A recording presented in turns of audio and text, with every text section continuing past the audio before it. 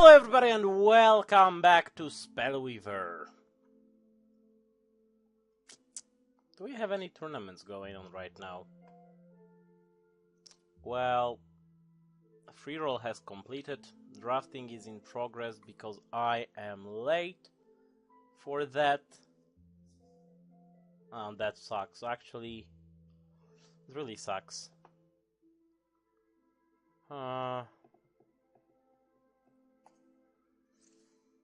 Yep, of course, that means that I really have nothing to do for today. Damn. Should have made something interesting beforehand. So I could potentially look for some quests that I could finish simultaneously, but considering this is all blocked out aside from this region, I cannot really look there. And Ontario in hard PvE challenge gives me the best rewards. And frankly, to be honest, I kinda like those PvE challenges. They are fun. Friendly or ranked with Dominion Hero. Or 11 quick battles for 2 small packs. Well, best reward, so I cannot really argue with that. So the problem is like I've been gone for a week and nothing happened. Oh my god. Oh my god. Oh, these cards are so huge. My god, for the past week all I've been playing was on a small phone screen. Yeah, I forgot how big these cards get. Do I want to keep it? Let's say I do. Even though I don't. No, I do want to keep it. That's a pretty decent hand. Clearly not perfect, although I think she might be going for overheals there. Yeah, that's probably what she's going for.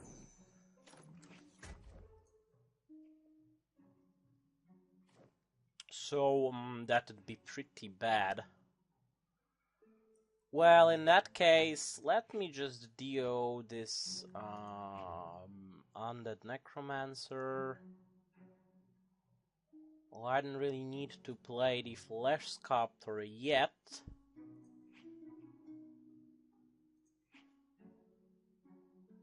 But I'll do that. So I'll have the Hands from Beyond going for future use. And I won't really have to care about... Oh, hello. Could definitely use that. Yeah, I won't have to care about dropping entangles when needed. What is it? Equal to your level. Don't really need second Hands from Beyond. Definitely not yet. I could use more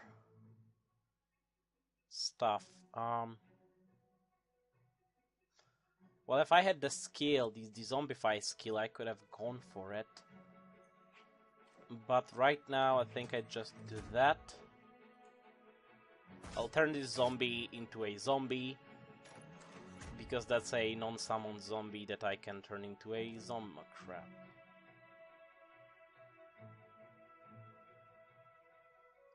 Can only attack or block alone. Know what I'm thinking? I'm gonna... Yeah, deal one of those. Perfect. Perfect. Fuck, not perfect.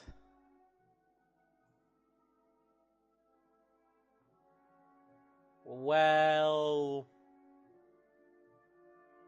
Oh, why do I care? Come on.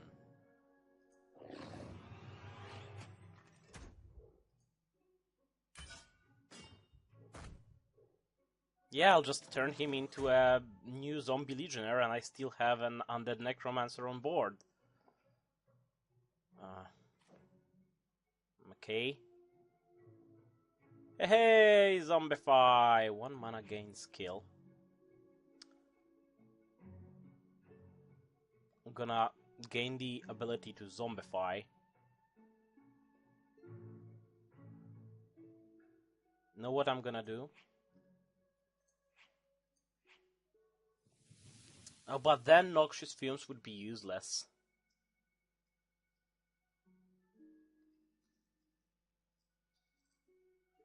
Yeah, but I think well, do the maths. 2, 4, 6, 8 plus 3 is 11. 11 plus 2 is 13. Not really worth it, and I will have like no further way of doing anything because I'm out of cards. She has like 5 cards in hand, so she can do a lot of BS right now. Like Ray of Righteousness, for instance. 1 mana, 1 card.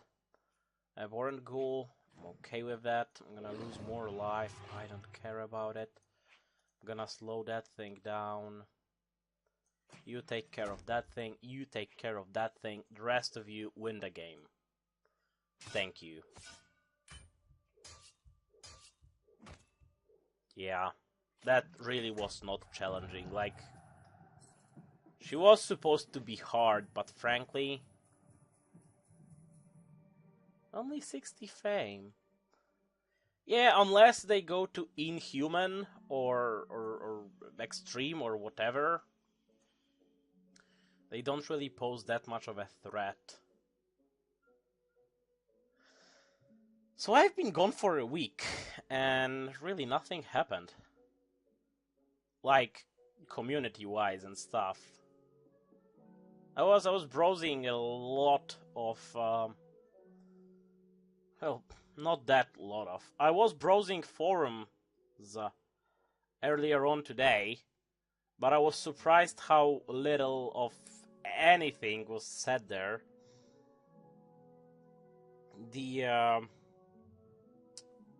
The balancing team discussion is like the only one that seems to be thriving. Aside from that, everything else is pretty much dead. Yeah, and with that said, I guess... So what's balancing team doing, you might ask? Well, pretty much nothing yet. We will have a balance team beta testing happening on this weekend, actually. Yeah, God knows what will happen. Something definitely will. But how much? Well, at the time when I looked at this post, like, only 2 people said to Evco that they will be there. So I don't really I don't really see much. No, I presume that more people will come up later. They just haven't seen the info yet that they should tell the Evco, yes, I will be there on Sunday/Saturday/both, and I am ready to test. Yeah, and like hopefully they will test something. If not, then it's gonna suck. Let's see if I can hit a trial. Last time I was trying to hit a trial, I managed it pretty quickly. I have to play the trials, right? Not win them. For the Rage region quest. Yeah, I think so. There is some quest that I have to like finish trials with X amount of wins.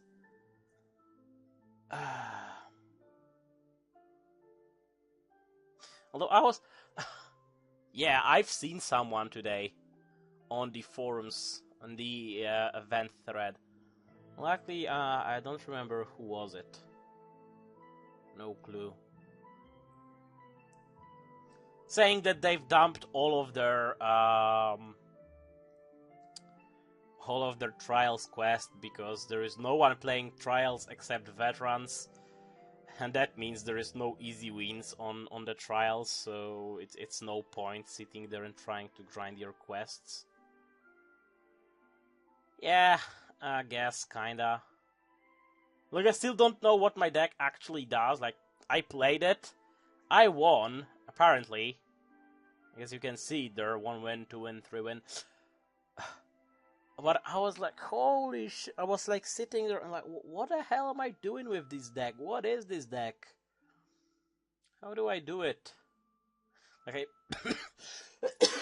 I presume that if I've already spent 95 seconds waiting, that basically means there is no one in Trials. Like, I don't think that waiting longer increases my odds of finding an opponent in any way if there is no one playing.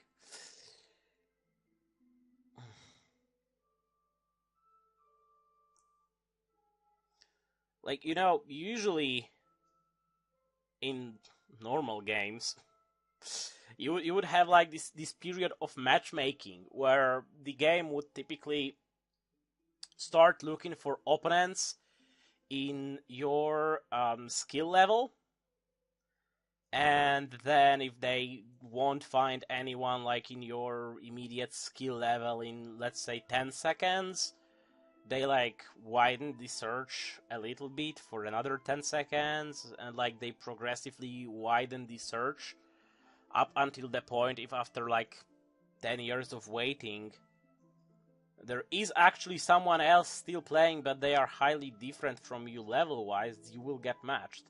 But you know, for most games there is no such problem, because you know, they will just match you with another player of vaguely similar skill level because there is enough players.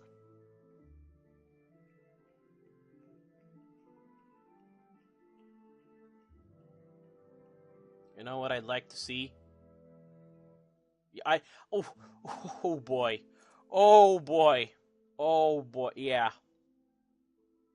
Yeah, I'd like to see a counter saying how many people are playing Trials right now. Yup. And there has been a discussion. Who was it? Ribdrela? R.I.P. Might be. Someone was saying on the forums recently that, well, recently, I think it was, yeah, posted sometime when I was gone, but I was reading it today in the morning, that they would like to get the pack opening rarity outlines removed, because right now if you open a pack you get this outline around the card showing you what rarity it is before you flip it. So it's like, well, I don't know what card it is, but it's heroic, so it's probably one of the 6 heroic cards that can be drawn from a pack, because there is only 6 different heroic cards that can be drawn. So with that said,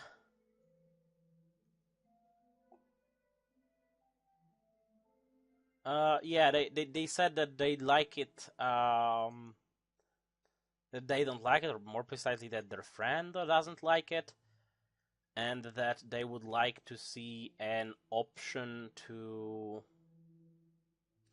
disable it. To which IFCO replied that they won't implement it because it's a common practice in other CCGs to show what rarity card you will get before you know what card it is, and secondly, because there will be too much clutter. To which the easiest solution in my mind came immediately. Well, yeah, if you don't want to clutter the system shit, just you know, pop a button advanced options. And like put all the BS there. So you won't have like the clutter in the main screen, but you will have it clear. But instead, Drela, I think it was Drela, whoever was arguing about it, said that there is actually plenty of space in the card opening screen to pop a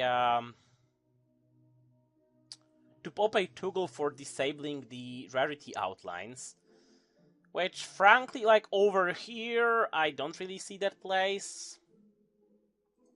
If you click here, then it kind of works, but you're not always opening the packs from this screen, so... And what you would like have separate for this one, look, this one has like less space here, so you'd have to cram it somewhere around this open pack button, which right now is nicely in the middle, and then you'd probably have to like move it one way or another.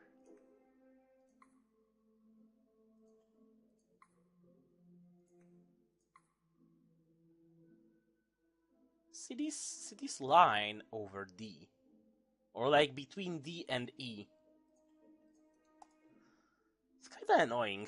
I am curious why it is there, why it still hasn't been addressed, because I'm pretty sure I've seen this for like always.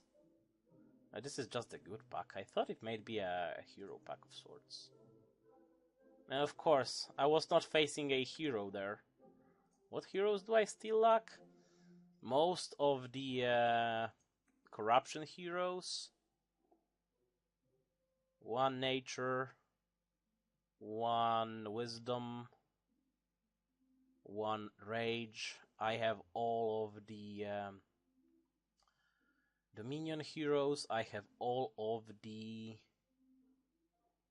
Order heroes. And I still lack my precious Enoch that I desire so badly. Also, I want him nerfed, but that's a different story. Yeah, like, I still don't see how we're not getting this shit debuffed. For mere 2 mana, every 2 turns, you can sacrifice a BS creatures to not only heal yourself for tremendous amounts of health, because, you know, every creature gives you 1 health. So with nasty OTH decks that spawn a lot of souls, it's freaking easy to get this.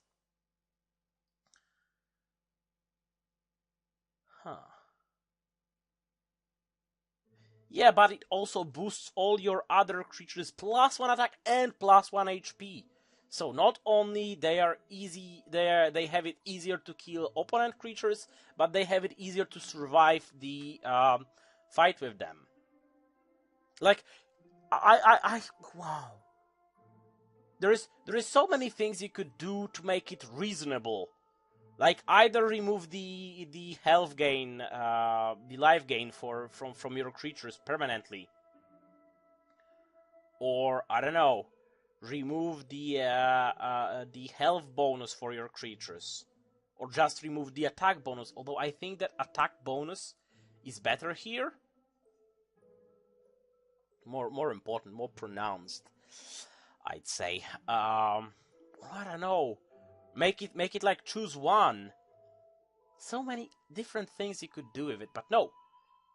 We have by far one of the most OP heroes ever. Like, seriously. Necropolis. I still claim that Corruption has the most powerful heroes. Especially considering Amalric being debuffed. Because, you know, this is now just protected when he was also giving additional attack. That was OP. Advanced Alexa? Well, she works in only one type of deck. She only works in Angels. If you're not doing Angels, she's obsolete. Basic Alexa is pretty versatile. And yeah, she can be used in many different scenarios because her ability is, you know, versatile. It's cheap, it doesn't require much, and, you know, maybe 1/1 militia is not much, and with 1 speed, but, well, it is something. You know, it's yet another body that you can potentially use for something. Not to mention that she combos great because soldiers are like the best tribe right now in Spellweaver. Yeah, I think they even outmatch the goblins, because goblins don't have that many interactions.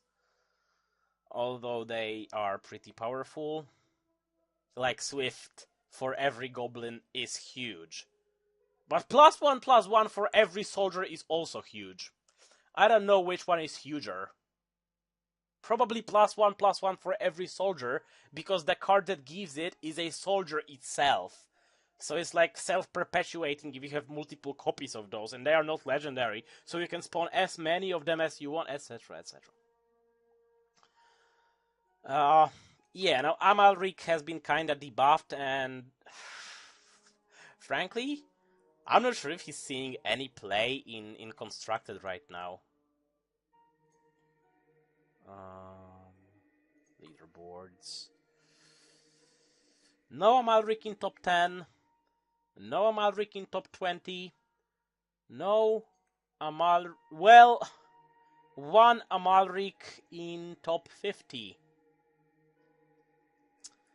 Well, that's unbelievable. Yeah, I am hard-pressed to see one Amalric running here. Wonder what deck is it? Because, honestly, what reasonable deck would you build on Amalric?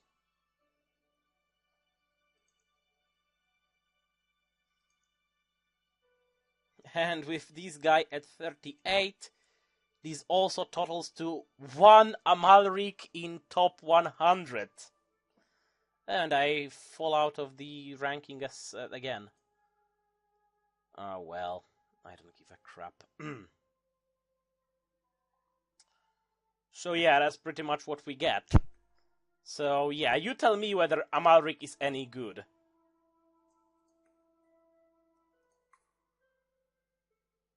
Now I'm looking for basic Despina, which is by far the worst hero right now in Spellweaver. Like, honestly, her ability is even more useless than Amalric's. Well, Zemun with basic Despina, wow. That's interesting. I presume... Harbinger Chalice? Could be. Could be. But why you'd run it on Despina? I don't know. Well, and we have only one basic Despina in top 100. Yeah, I guess it says a lot. Like, that's not entirely what I'd like to see with those. Like, I could understand that basic heroes...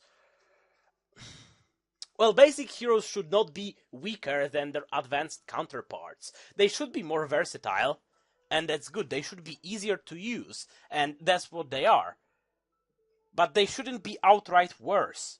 We shouldn't have situations where you have one hero that outright sucks, one hero that is outright OP, and the third hero in the aspect that is, well, kind of mediocre. You can use it sometime, but not that much.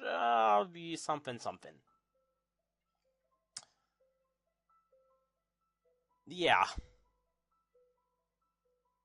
Like, honestly, like, most balanced hero-wise, I think I would either say Wisdom or Rage. Because, like, there is a lot of gripes with something like Niva. Both versions. Yeah, but let's get the flow going. Let's finish the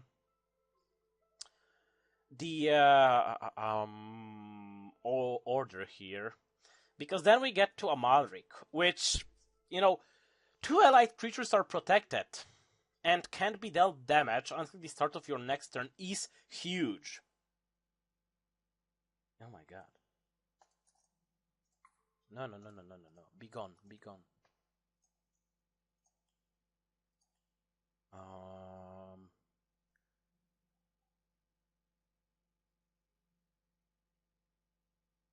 Oh boy.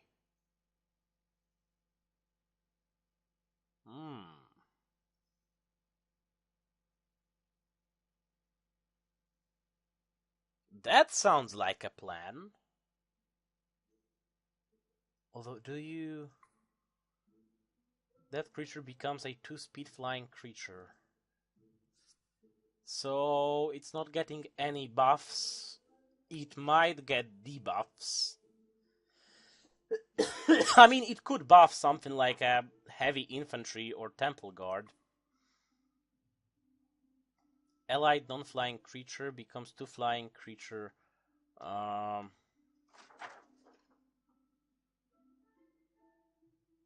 Wonder if you heard that. That was a poster falling off my wall.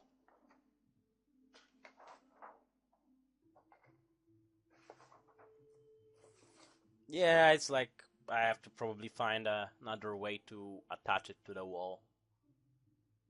Because I have it attached, it fell off, I reattached it, and it falls off again, so it's pretty bad. Although it was there for freaking how many years? How many years were you there? 4? 5? Wow. And now it's falling off.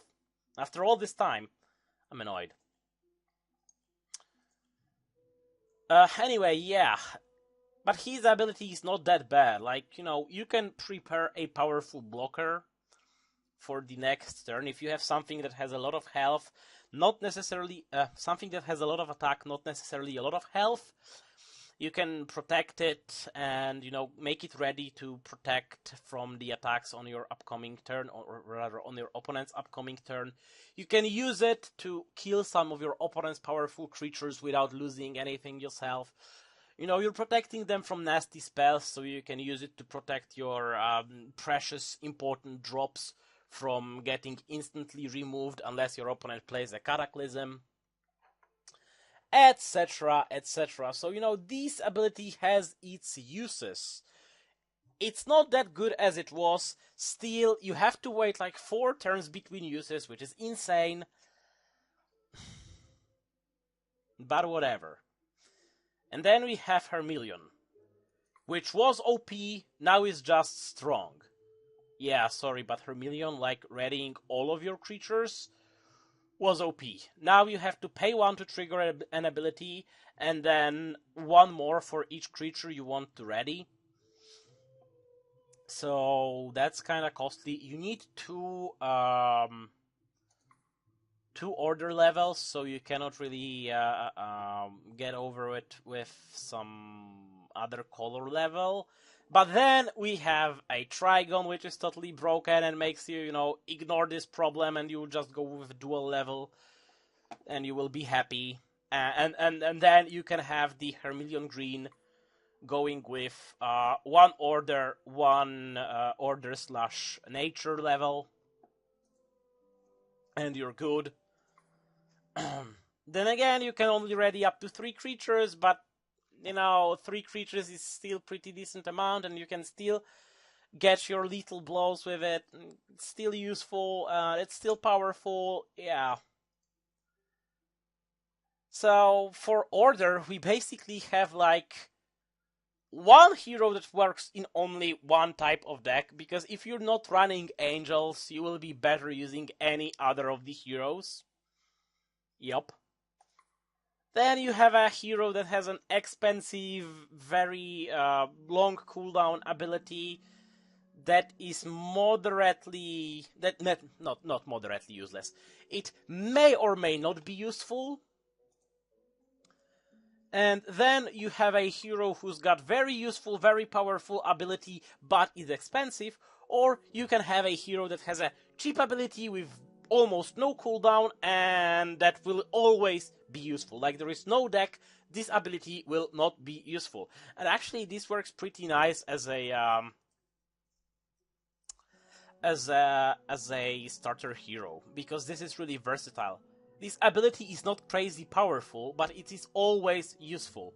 There is no order deck that will be like, outright hurt by this ability. Or will like, have no point of using it, because if you have mana to spend, you will be using it. Like, if you have mana to spend with the Advanced Alexa, what's the point of using your ability if you know you have no angels in your deck? Like, why? To get rid of top 4 cards of your deck? yeah, and what was the point? Amalric, that may be quite useful, but well, if your opponent has nothing on the board, you won't really be using it. Maybe to potentially protect something important, but then you don't know whether your opponent will do the spell or won't do the spell. And then you will have to wait 4 turns before using this ability again. So maybe I'll be better off, waiting a little and using it when I will know when it will be useful rather than use it preventative. Although, yeah, even though if you use it preventative, then your opponent just waits a turn and blows your super strong, powerful creature in the next turn. Hell, if they got, whatever it's called, some sort of instant removal spell, like, let's say, a fireball, they end their turn, they did nothing, then your defense goes off, and then you are about to use your super powerful creature that you've been protecting, but then they use their instant removal spell and get rid of it anyway, so it's really hit and miss. And with 4 turns of cooldown, you cannot really use it preventative because, yeah, as I said, well, I could use it now, but then I won't be able to use it for the next 4 turns, so maybe I will wait for more opportune moment when I know I will need it. Nah, not good, not good. So, yeah, no choice, really. Then we go to the Wisdom, which is really nice. First, we got the starter hero, the basic Darius, which just draws you a card. It is freaking expensive, because at 3 mana, yep, that hurts. That hurts your tempo like crazy, but you're a card ahead. And 2 turns cooldown, that's not the bad. Honestly, I think it would be way better if we'd remove the cost by 1 but increase the cooldown by 1. But whatever. It's like I'm not the developers. I'm not here for the balancing. Wait, maybe I am here for the balancing. Well, so you can draw a card, and that's all you do. So again, there is one situation where you won't necessarily like this feature. It's when you're facing a heavy discard deck, and they are discarding your ass like crazy, and you don't really want to draw more cards because you will run out of cards soon. Or maybe you do want to draw a card to hopefully get your, ace, let's call it this way, and potentially save your ass. I don't know. But it's expensive, and it hurts your tempo a lot. But I guess that's what you get for it. So this is a good ability that has some uses and works. Then we go to Elrique, the Twin Blade, which for mere 2 mana, every 3 turns, you can summon a free creature that can be as powerful and as fast as any of your currently present creatures on board. Now, again, this kinda is used in 1 or 2 deck types. Those that can create strong and fast creatures. But, yeah, because the Illusion Twin has the problem that it will die from any damage, which is not that good.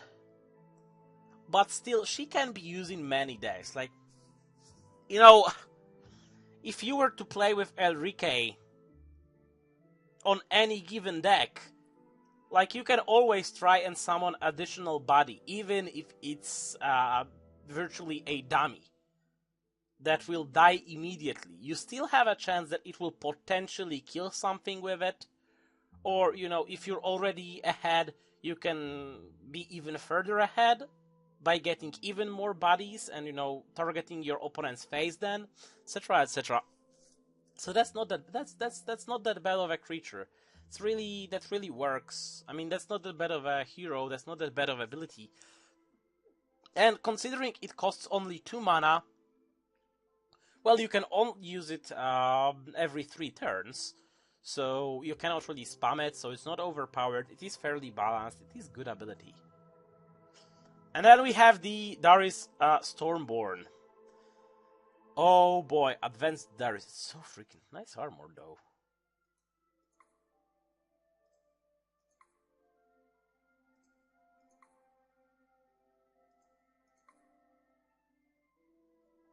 Yeah, nice armor. Yeah, shock and deal 1 damage to all enemy creatures. This ability is insane. It does a lot, but it is countered by the high cost and high level requirements and long cooldown. So again, we have something that is insanely powerful, but it is balanced. And again, this is something that you can technically use in any deck. Like, even if you don't run the Blizzard to freeze all of your opponent's creatures, to wipe them all with one lightning storm, you still can use it, well, just to shock all of your opponent's creature. Maybe you have something that has 3 health, but you can only deal 2 damage to it. So you can just, deal 2 damage to it and execute it with Darius' ability, etc., etc., etc. Wait. Oh, even better, like, if you use it, you get like 2 turns of free attacks, if I count correctly. Because you will shock, they will get exhausted. They go to your they go to your opponent's turn. They are still exhausted. They cannot use it, and then goes your next turn, and they are still exhausted. So yeah, you can basically get 2 free attacks for using this ability. Yeah, not to mention like 1 damage to everything on your opponent's sides, which can be beneficial, especially if you make a good deck. So even though both Enrique and Darius has kind of a more narrow uses than, potentially basic Darius or basic Alexa, which, yeah, I would risk calling her the most universal hero in the game. Then again, compare any of those to Alexa, and yeah, Alexa can be used in one deck. Those two can be used in pretty much any deck and be pretty much always useful. Like, yeah, this ability is useless if your opponent has no creatures. This ability is useless if you have no creatures. But those are, one option. Well, this ability is also useless if you have no creatures. Deal with it. Yet, situations where you are really outright empty on the board and have nothing to play are not that common, and if they are, then you're probably doing something very, very wrong. I think I should speed up because it's been a while and I've just finished 2 aspects. Then we get to nature. Niva, Child of the Forest. Okay, so for 1 mana, you can make all your creatures that you play this turn swift. But you can use it only once in 4 turns. I'm really not convinced about it. So, first of all, yeah, it's reasonable that it is low on cost, because you kind of want to play creatures here, and you don't really want to blow all your mana on ability that requires you to play creatures afterwards. But then you're kind of like, yeah, 4 turns. So I could play 3 creatures now, or I could wait a turn and play 4 creatures the next turn using this ability, etc., etc. So again, it's kind of hit and miss. Like, I don't really like those long cooldown abilities, especially if they don't provide that much power. Then again, this applies only for 1 turn to only the creatures you play this turn. If it was affecting all your creatures, then then it would be way more powerful. Right now, I'm not a huge fan of this ability, but you can kind of argue that even if you can only play 1 creature this turn, unless you are already planning to play something that is swift, like Haldi Rider. Actually, I don't recall any other nature creature that is swift aside from Haldi Rider. Well, apparently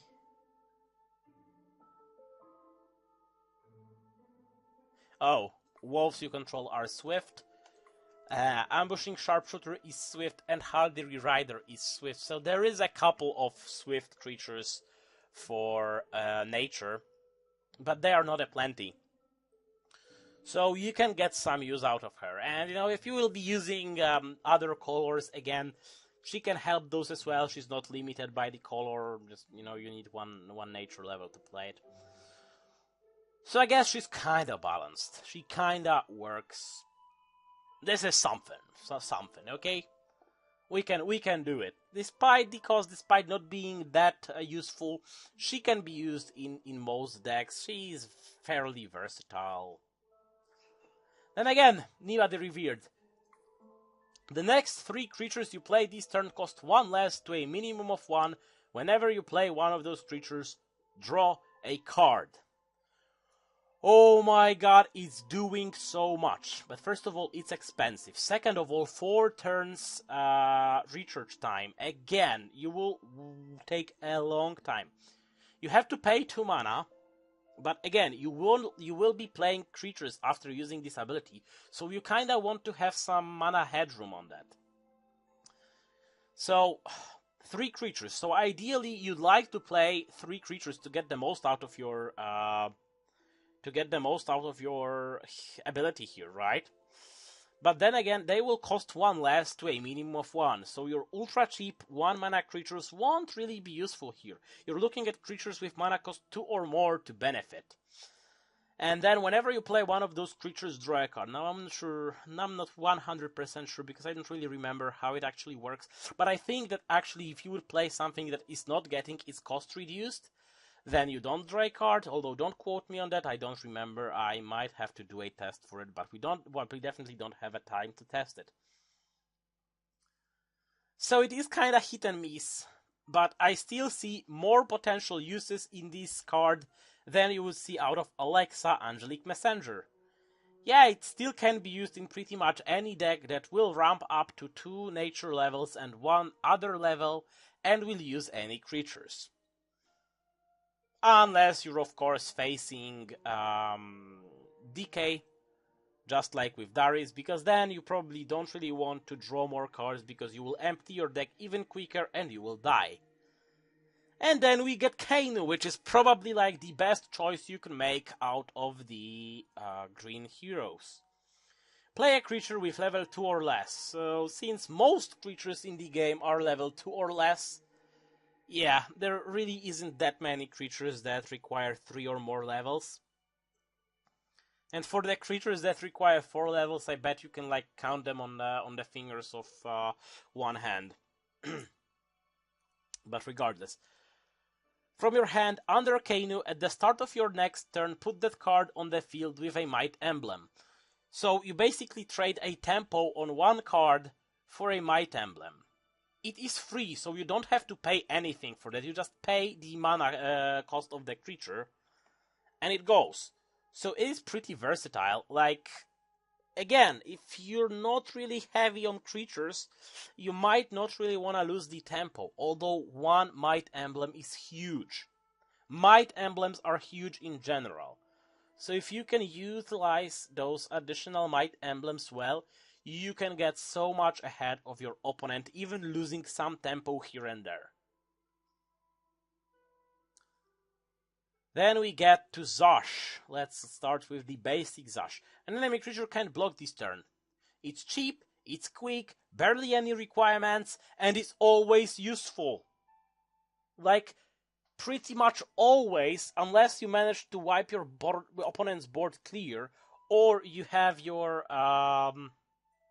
or your creatures are way faster than your opponents, you will face problems that something might block you, and you don't necessarily want to block you. And no, if you're playing against a human, you can kinda predict that, well, this creature of mine is important, and they know this is important, and they can block it, but I don't want it blocked.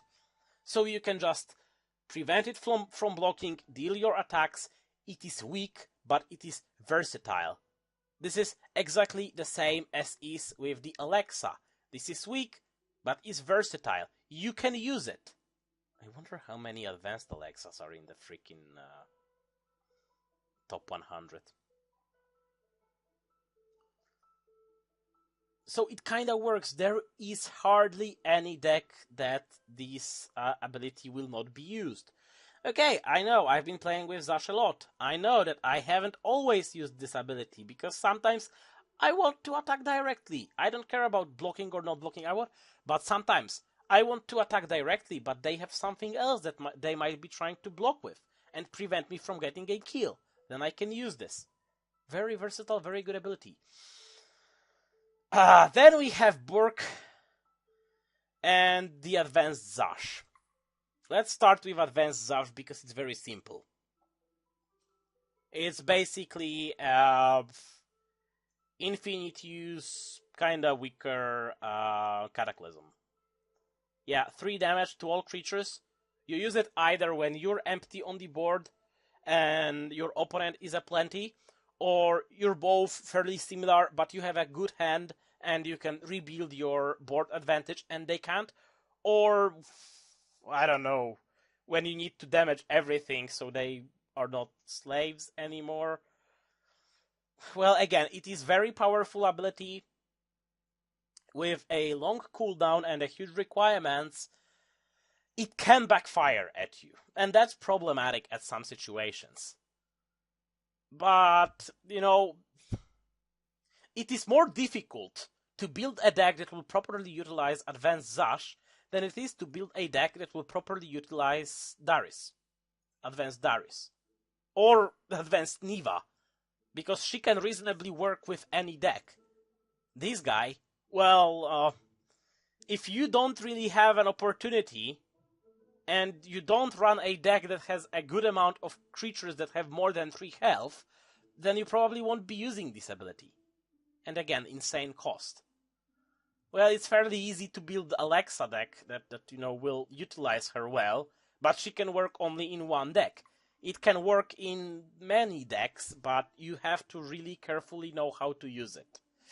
That's a problem with this guy. And then there's Burk, which has been changed, I think. I'm not sure. Was he? Pay up to 3. Burk deals that much damage to up to 2 enemy creatures on the front line.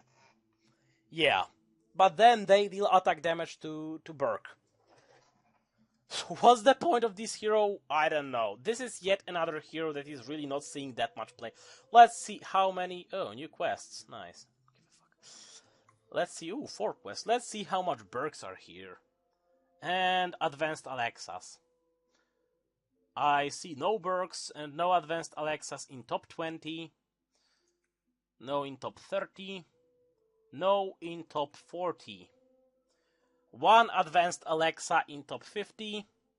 Still no Burks. 2 Advanced Alexas. So you see, even Advanced Alexa sees more play than Amalric does. I guess that means something. And no Burk. No, there is 1 Burk. Whoa, boy. Yeah. 1 Burk. I'm totally not counting which hero is used the most, because that will take too long. Because now we get to... Oh boy. Basic Despina used to be pretty decent. Now it's like... Well, I can trade some tempo this turn to gain more tempo the next turn. Yeah, in most cases, you would be better off using your mana outright. The problem is you have to pay 1 for triggering this ability. At least I think so. I don't think I've played with Basic Despina after she got changed.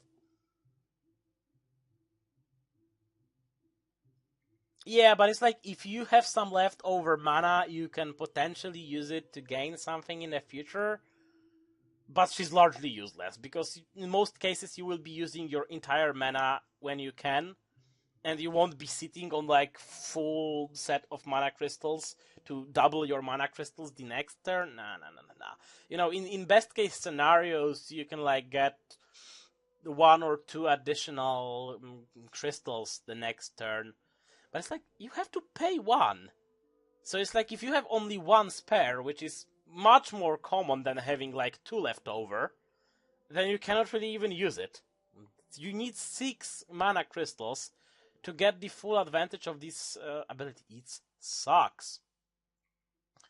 Then we have Advanced Despina, which is insanely powerful, but it requires a decent amount of skill. Like, you need to be aware of what your opponent is playing. Don't necessarily need to know their deck outright, but you need to have some game sense that, well, if they are using this hero, and so far they played this and that card, that means that they still might have something like something that costs that many levels and that many mana, and then, ideally you know the values.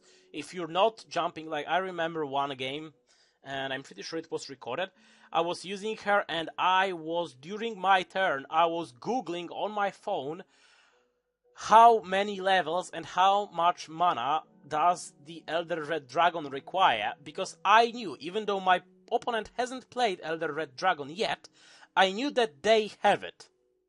Like, well, I didn't knew, I was pretty sure that with the deck I've seen so far, they probably have Elder Red Dragon in there. So I had to go and Google requirements for ERD, and then, well, actually it was there. I was able to, pay it and steal the Elder Red Dragon. Then it got destroyed by probably Dragonfire, if I recall correctly. But that doesn't matter. It means that this is a really advanced hero. It is powerful. It requires insane amount of levels. As with actually all the advanced heroes, I have realized that they are following a pattern here. The only exceptions are Hermelion, which got changed from 1 order, 1 neutral to 2 order, because he should have been like every other hero, 1 respective and 1 neutral, but he got changed. Yeah, but she's powerful if you know how to use her. And then you got Coronis. Well, you hurt yourself. Oh, well, that's awful. But you gain a body, which is not much stronger than the Alexa's body. But first of all, it's flying. Second of all, it's lifebound. Third of all, it can be auto-magically empowered with the Might Emblems. So again, it is a little bit more complicated to use and a little bit more tricky than, let's say, basic Alexa. But Coronis is probably like the most versatile hero of the Dominion. And frankly, this should be the Spina. Like, well, probably aside from nature, with the rest of the aspects, the starter hero is the most versatile. And maybe not outright the weakest. Here, she is outright the weakest. She's doing nothing. And she's completely useless. And it's nowhere more difficult to use Coronis than it is to use her. Like, you'd probably like a deck that has some additional lifesteal. For example, Vampirism, but it's not that difficult. Then we get to Nepharos, which is, well, -1 speed. Super universal, always works. It is to some extent just like Circle of Fire from Zash Flamebringer, but more versatile. Because, well, this thing has the same amount of speed as my creature, but I don't want this thing to block my creature, so I'm just gonna slow it down. Hey, I want to kill this creature, but it's too fast for me. I'm gonna slow it down. You don't have to play zombies that are all stupid 1-speed creatures. You can play something faster, and his ability is still useful. You can manipulate your opponent to your needs, and it's cheap, it has quick cooldown. Are they all at the same? No, they are not all on the same plane, because this one takes 4 turns to be used again. Although I'd say it is slightly more powerful. Now this one is more expensive, although has the same cooldown. So again, versatile. Then we have Occultism on Advanced Nepharos. Expensive, but not that crazy of a cooldown and reasonable cost. You lose 2 life, so that's an additional cost. But you can take any creature that died from a graveyard. It can be your opponent's creature, it can be your creature. You can attack with something powerful, lose it, and reclaim it. You can kill your opponent something powerful and take possession of it. And in many cases, if you have something very powerful on the board and your opponent takes it from you, it's really bad for you. Unless you have Dragonfire and you can bomb the Elder Red Dragon that was just stolen from you. Very powerful ability, and again, it's very versatile. You can use it in pretty much any deck that meets the requirements. And then we go to Enoch. It's cheap, it's fast, hardly any requirements, and it gives you everything. You can destroy everything. You can ensure survival of your creatures, and you can heal yourself to infinity. For mere 2 mana. Oh boy, have we breached an hour-long video yet? Yeah, I definitely want to spend as much time as I've spent on the top 2 aspects, so Order and Wisdom, on the bottom ones. But it would either require a separate video... Oh boy. Or I don't know what else. Yeah, in short... Heroes are unbalanced. Enoch is OP. The Necropolis, the Corruption is way too versatile. Well, yeah, it's like in most Rage decks, unless you're trying to go hardcore and you don't mind your face and you want to rush your opponent or whatever you want to do, you can go crazy with Burke. Or if you have a very carefully planned strategy, you might try with Zash. But both of these will require a lot of skill and are difficult to use.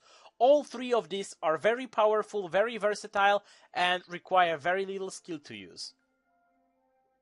In Dominion, we have 1 useless card, 1 card that is the starter hero that is completely useless, the advanced version of the starter hero, which kinda requires some skill, but can be pretty powerful if used well, and we have a pretty versatile, overpowered hero that is universal for the deck.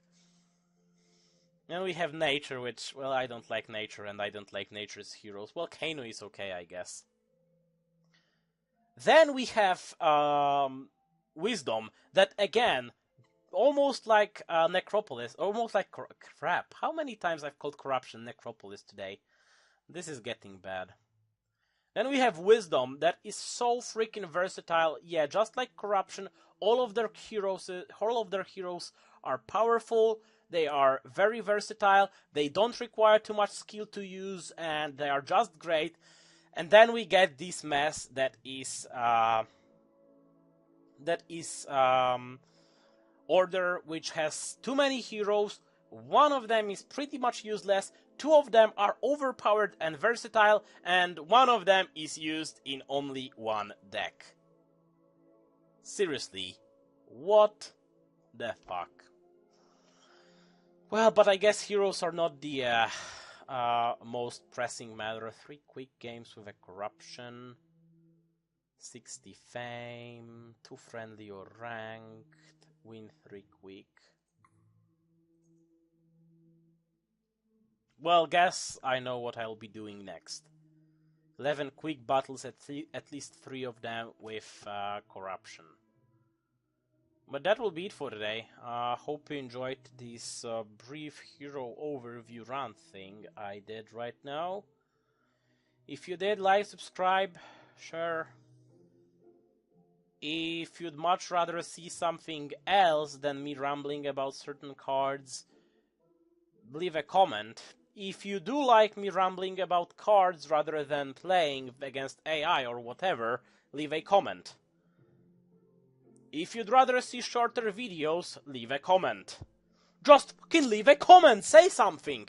I cannot respond to your needs if I don't know what your needs are. Oh boy, I'm so triggered today. Wow, I need to drink. Yeah, but anyway, once again, thanks for watching, and I'll see you next week. Remember to like and subscribe. Press the bell for notification. What else do I have to say? Comment! Jesus Christ, comment! Boy. I need feedback. I understand Ifko having troubles doing anything with this game because he's got no feedback. And feedback is fucking important. Ooh, anyway, yeah. Once again, thanks for watching and I'll see you next week. Take care.